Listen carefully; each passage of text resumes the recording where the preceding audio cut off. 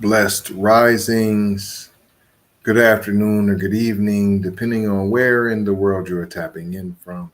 You got to keep in mind that KPP Podcast is a global show. And today, on this episode of the Kuna Matata Hour, we will be discussing Sympathy Economy 101, who gets the tears and who doesn't. Also, was the train stabbing a psyops? Are they running those? We'll be discussing that and more after these brief messages. Von Savage Media. Von Savage Media.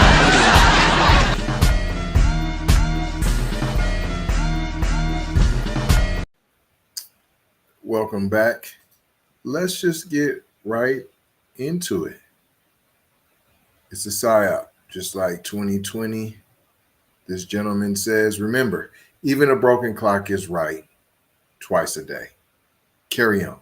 So it looks like I gotta be an asshole today because I'm tired of this political race baiting bullshit psyop and everybody's drinking the Kool-Aid. And if you are easily offended, don't give a shit. Let's get into it. So now there's brand new footage of the Ukrainian refugee getting stabbed to death by this piece of shit right here. First of all, this isn't a race thing, it's a system thing. Now mind you, this happened weeks ago, but now they're slowly drip feeding new information and new footage just to piss people off. And all this is a repeat of 2020 where this racial psyop, just like George Floyd and BLM was a psyop, because guess what?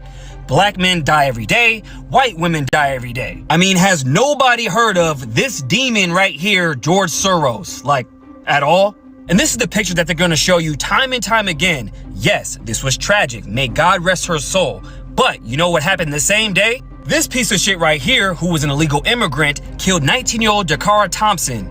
Crickets, BLM, where you at? Okay, let's check this document right here. Let's see, BLM. Oh, you guys aren't scheduled for the race war that's trying to start. Got it. Then you have political bozo scammers playing on people's emotions like Benny Johnson saying, hey, do you know that 1 in every 22 black men in America will commit murder in their lifetime? Yeah, that's actually false because by that logic, every team in the NBA and the NFL would have a serial killer on the roster. Then he says black men make only 6% of the population but commit 51% of the murders. False. And even if those numbers were remotely true, he left out the part to where over 50% of those crimes committed by black men are actually exonerated. Then we have to talk about the judges who let De Carlos constantly walk free. Well, here's a fun fact. They aren't even lawyers. Question, how does one become a judge without being a lawyer? Oh, that's because it's not required in North Carolina, South Carolina, West Virginia, Texas, just to name a few. That's like going to 24-hour fitness to the basketball court and be like, oh, that guy scores pretty good. Hey, you want to play in the NBA? Like I said, it's a system thing. And the icing on this psyop cake, for one, she was killed 2 days before Ukraine's Independence Day. Coincidence? And two, they're saying the system has failed us in this case, after the FBI said. Then the Ukrainian embassy reaches out to her parents saying, hey, we want to fly her body back for a burial. They say, no, we want to bury her in America. What sense does that make? They're really tugging on the strings of the American people with this one. So it seems like they want a race war. I'm not buying it because they're not getting it. But anyways, let me know what you guys think below. What do you guys think of that? I know what I think of it, but let me know what you think of what he had to say. I just think in one corner you have the Ukrainian refugee. I don't know if you've been under a rock, but it's 23-year-old Irina, Iryna Zarutska, Zarutska, was stabbed to death on a Charlotte light rail train. And now it's prompting fake national outrage, candlelight vigils, and cries for the death penalty. You got that, right? Cries for the death penalty. Remember that. Now, that's in one corner. Remember I said that, in one corner. Now we have another corner. 3 FBA girls, I believe, notably Nia Wilson, 18, killed in public on a BART platform in Oakland. Remembered briefly, mourned quickly, then dropped from the headlines. See, that's a real true double standard. That is what we are dealing with here in America. That is why we say cut the check. See, you're still talking about the past. We want that check too, but don't pretend like it's not current atrocities happening currently. So after the Ukrainian girl was killed on August 22nd, this year, 2025, President Trump poured gasoline all over it, like how he does, demanding a swift trial and capital punishment for the suspect.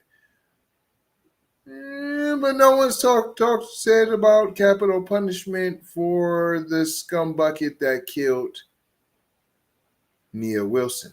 State and federal prosecutors quickly moved to charge the tether with a capital crime. The nation has erupted, right? Everybody feels for this girl's family. But that same sympathy economy ran silent when Nia Wilson was stabbed by John Lee Cowell. When that happened? In 2018. Don't act like that was many moons ago. What are you talking about? He was convicted. He got a life sentence, and it drew maybe a single day spike and then nothing. And it's over. And let's be absolutely clear. Let's be absolutely clear. This isn't about discrediting a victim. Not at all. But this is about exposing who gets humanized in America. Shouldn't someone who is foundationally of said America be more humanized if we're going to go that route? Right? If we're going to pick a human over a human in one's own country, wouldn't it be the human of said country? I'm just saying.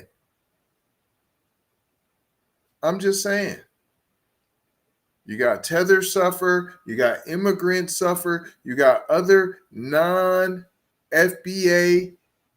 people that suffer, right?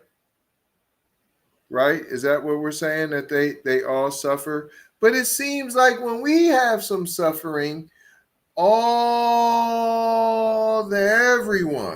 is all of a sudden anti-FBA. You got anti-FBA raccoons that are supposed to be FBA, but they're not, and they join the choir screaming and hollering, but never for their own selves. Never when our youth die, right? We're politely told to move on. Hold on. And most of the time, disrespectfully so. All while trying to be nice, nasty. You know how the Democrats do it. See, the political machine wastes no time singing condolences and other statements for non-FBA victims. But let it be that victim was FBA, one of ours, and suddenly it's an afterthought. See, we have to start playing the Uno reverse card on their so-called race card. See, society has come up, it's reverse racism. You just playing the race card. You got to hit them with the Uno reverse. We're not going to let y'all do that no more.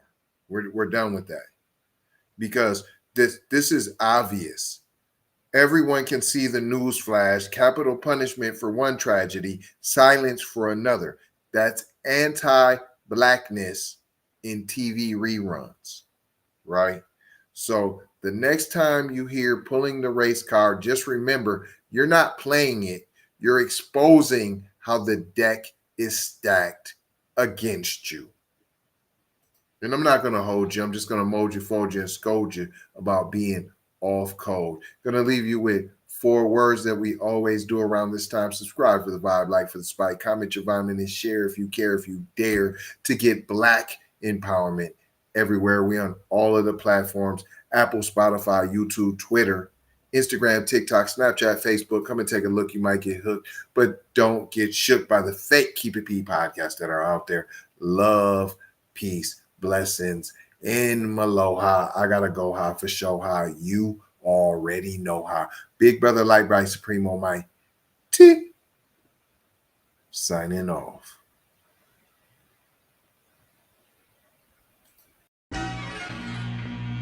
Von Savage Media. Von Savage Media.